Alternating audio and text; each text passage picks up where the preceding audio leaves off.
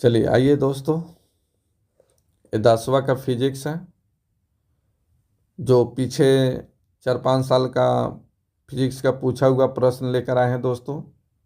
जो चांस है 80% इसमें से क्वेश्चन आपको टकराना है, क्योंकि VVI क्वेश्चन बता रहे हैं दोस्तों।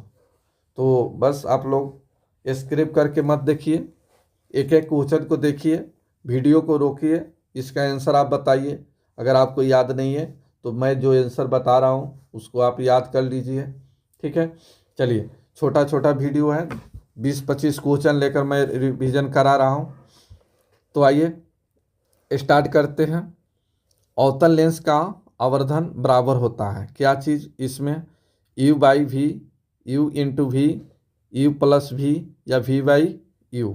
इसका सही आंसर डी। तो इसका सही आंसर हो गया डी, ठीक है। चलिए नेक्स्ट, 49 नंबर, गोलीय दर्पण में फोकस अंतर एवं वक्रता त्रिज्या के बीच संबंध है। कौन सा सही है, इसका आंसर बताइए। तो इसका सही आंसर है A number, R = 2F। Next 50 number question देखा जाए।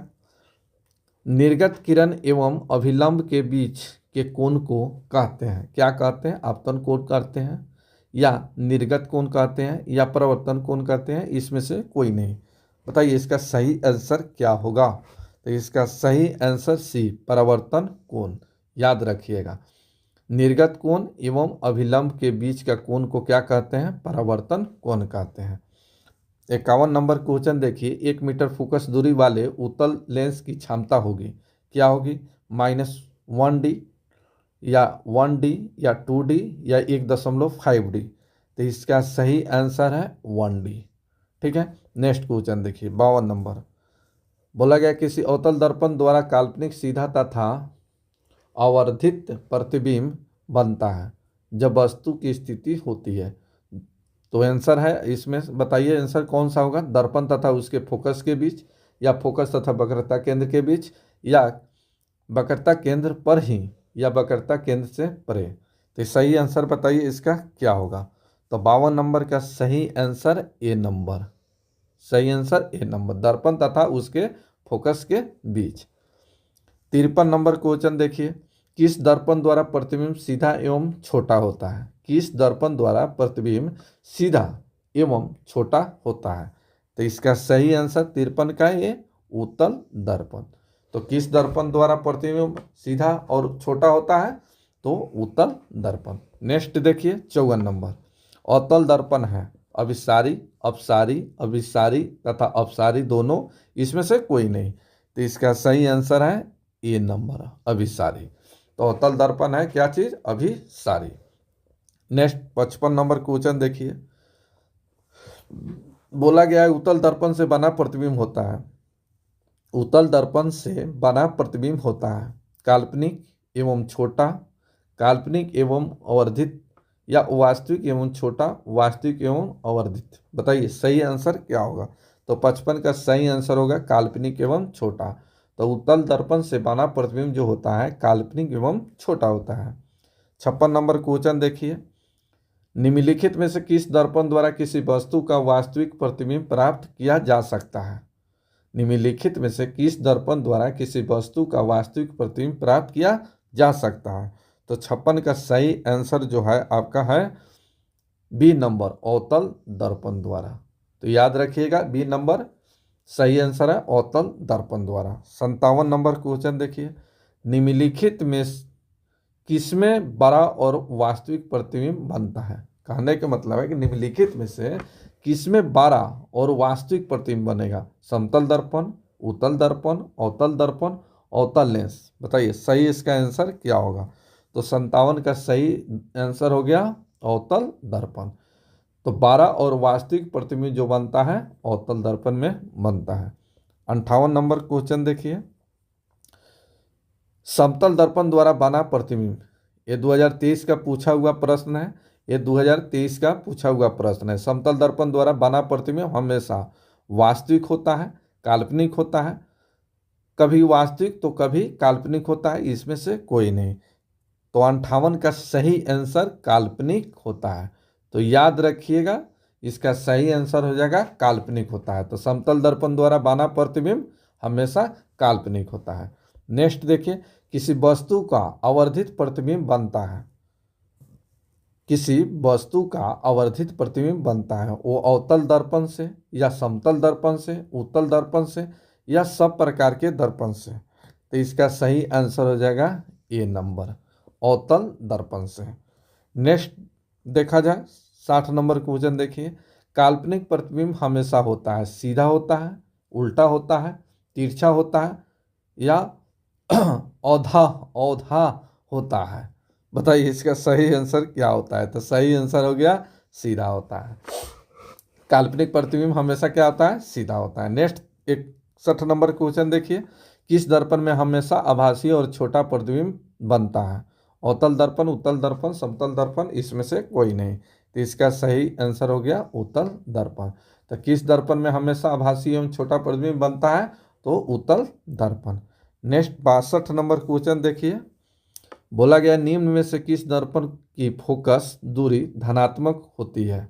समतल दर्पण, अवतल दर्पण, उत्तल दर्पण, इसमें से सभी। तो इसका सही आंसर क्या हो जाएगा, बताइए। निम्न में से किस दर्पण की फोकस दूरी धनात्मक होता है? तो इसका सही आंसर है उत्तल दर्पण। तो याद रखिएगा उत्तल दर्पण। ठीक है, चलिए, निम्न में से किस दर्पण की फोकस दूरी धनात्मक होता है? तो अवतल दर्पण। 63 नंबर क्वेश्चन देखिए, गोलीय दर्पण के ध्रुव और फोकस के बीच की दूरी को कहते हैं? गोलीय दर्पण के ध्रुव और फोकस के बीच की दूरी को क्या कहते हैं? अक्ष,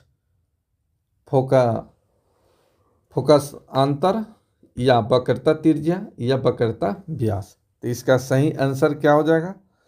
63 नंबर का सही आंसर बताइए क्या हो जाएगा? तो सही आंसर हो जाएगा बी, फोकस अंतर। फोकस अंतर क्या हो जाएगा? फोकस अंतर। गोलीय दर्पण के ध्रुव और फोकस के बीच की दूरी क्या होता है? फोकस अंतर। चलिए 64 नंबर क्वेश्चन देखिए, वक्रता त्रिज्या एवं फोकस दूरी में संबंध है, कौन सा सही है आप बताइए।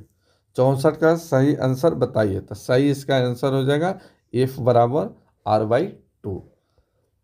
आइए 65 नंबर क्वेश्चन बताइए, हजामत बनाने के लिए प्रयोग किया जाता है उत्तल दर्पण, अवतल दर्पण, समतल दर्पण या उपयुक्त में से तीनों। तो 65 का सही आंसर है अवतल दर्पण। 65 का सही आंसर है अवतल दर्पण।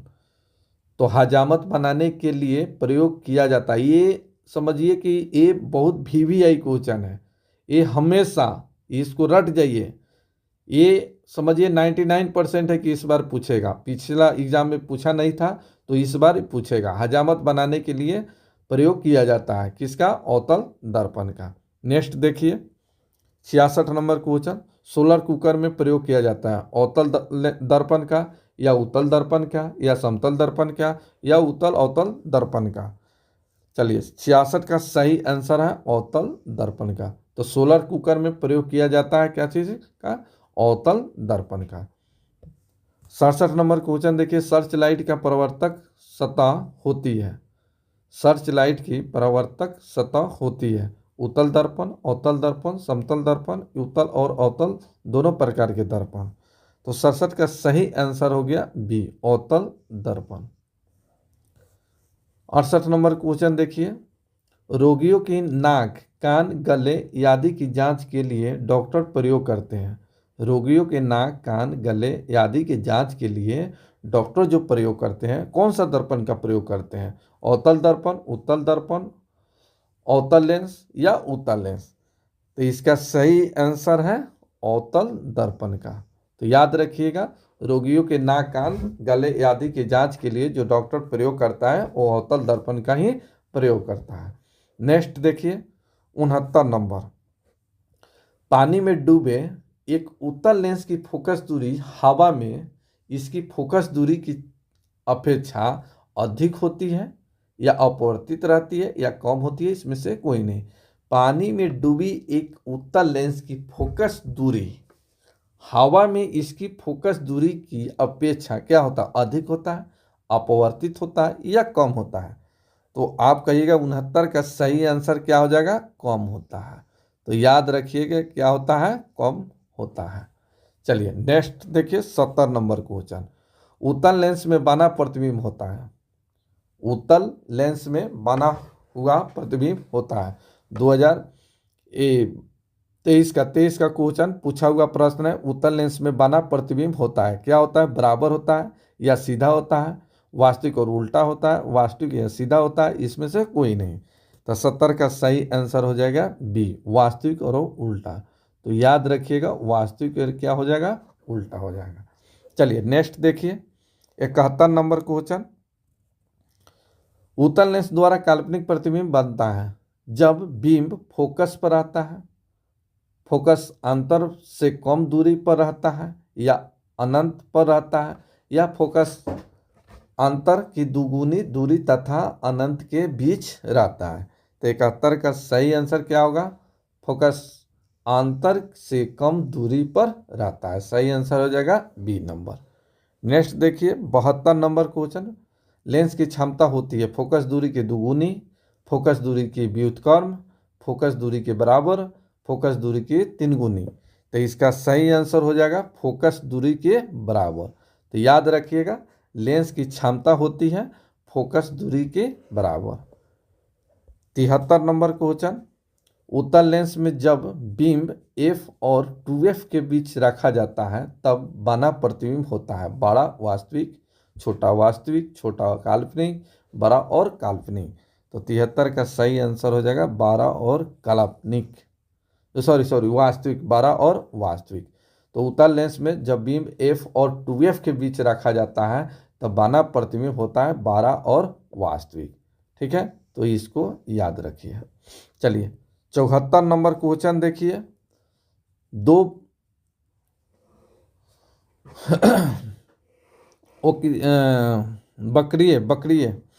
बकरिए पृष्ठों से घिरे ठोस माध्यम को कहते हैं। तो बताइए क्या होगा? दो बकरिए पृष्ठों से घिरे ठोस माध्यम को कहते हैं गोलीय दर्पण, तिर्य्या गोलीय लेंस, समतल दर्पण। बताइए सही आंसर क्या होगा? तो 74 का सही आंसर होगा गोलीय लेंस। तो दो बकरिए पृष्ठों से घिरे ठोस माध्यम को कहते हैं गोलीय lens. 75 number question, last question है। किस लेंस का उपयोग कर दीर्घ दृष्टि दोष को संशोधित किया जा सकता है? अवतल लेंस द्वारा, उत्तल लेंस द्वारा, या दोनों के द्वारा, या बेलनाकार लेंस के द्वारा? तो इसका सही आंसर हो जाएगा उत्तल लेंस द्वारा। तो किस लेंस का प्रयोग करके दीर्घ दृष्टि दोष को संशोधित किया जाता है? वो है उत्तल लेंस का। तो रहने देते हैं, फिर नेक्स्ट वीडियो में आगे की क्वेश्चन बताएंगे। और नए हैं, आपको अच्छा वीडियो लगा है तो प्लीज़ आप सब्सक्राइब कर लीजिए, बेल आइकन को दबा लीजिए ताकि सही टाइम पर आपको नोटिफिकेशन मिलते रहे। धन्यवाद।